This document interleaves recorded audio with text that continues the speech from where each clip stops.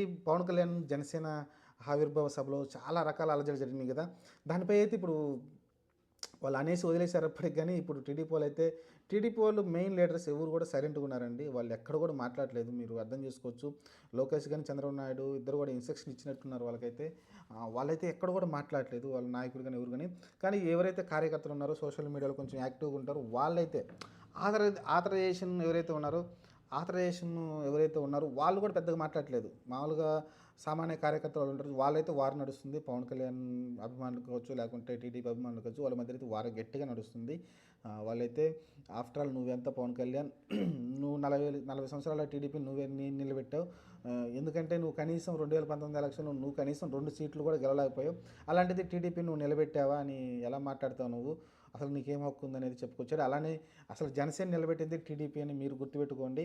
ఎందుకంటే మీకు ఒక్క సీటు 2019లో వచ్చింది. నువ్వు కూడా గెలవలేకపోయావు 2 చోట్ల. అలాంటిది నిన్ను పిఠాపురంలో గెలిపించి నీకు 21 సీట్లు ఎమ్మెల్యేలు, 2 ఎంపీ సీట్లు గెలవడానికి కారణం టీడీపీ అని మీరు గుర్తుపెట్టుకోండి.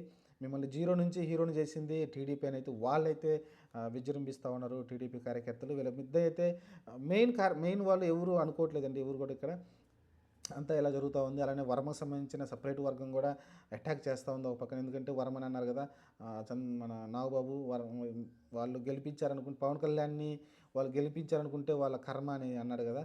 ఆ రకంగా చూసుకుంటే వర్మని అలా అనడం తప్పని అయితే చెప్పుకున్నాం. ఎందుకంటే వర్మని ఆల్రెడీ పవన్ కళ్యాణ్ కూడా చెప్పాడు.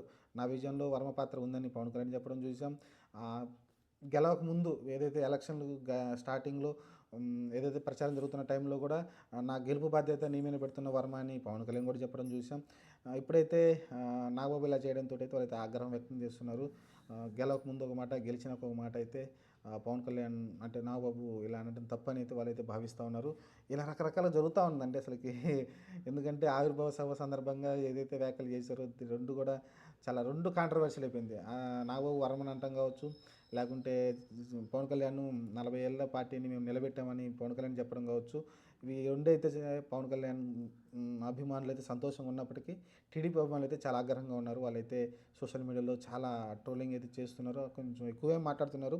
కానీ ఇక్కడ విచిత్రం ఏంటంటే మన లోకేష్ కానీ, చంద్రబాబు నాయుడు కానీ ఎక్కడ కూడా ఒక్క మాట కూడా చెప్పట్లేదు. సైలెంట్గా ఉన్నారు. ఎందుకంటే వాళ్ళు కూడా ఒకసారి అన్నారు, పవన్ కళ్యాణ్ మాకు సపోర్ట్గా ఉండబట్టి మేము ఈ విజయం సాధించాము. అలానే పవన్ కళ్యాణ్ మాకు ఆ టైంలో ఉండకపోయి ఉంటే మాకు కొంచెం ఉత్సాహం వచ్చింది అని చెప్పుకొచ్చింది చూసాం. ఓవరాల్ చూసుకుంటే అందరూ ఒప్పుకున్నారు. అందరూ ఒప్పుకున్నారు. దాన్ని వేరే వాళ్ళు చెప్పాల్సిన అవసరం లేదు.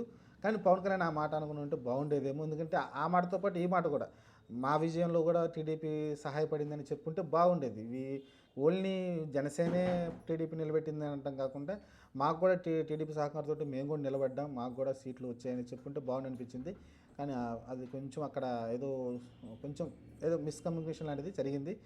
దానిపైన అయితే ఇప్పుడు తీవ్రంగా అయితే జరుగుతూ ఉంది. కానీ సంయమనం పాటిస్తున్నారు టీడీపీ లీడర్స్ కానీ, లేకుంటే లోకేష్, చంద్రబాబు కావచ్చు. ఎందుకంటే వాళ్ళకి తెలుసు పొత్తు విడిపోతే చాలా కష్టాలు ఉంటాయి. మళ్ళీ ఫ్యూచర్లో జగన్మోహన్ రెడ్డి మళ్ళీ ఎదుగుతాడనే థాట్ అయితే వాళ్ళకి ఉంది కాబట్టి వాళ్ళు కూడా సాహసం చేయట్లేదు. అందుకని సైలెంట్గా ఉంటున్నారు.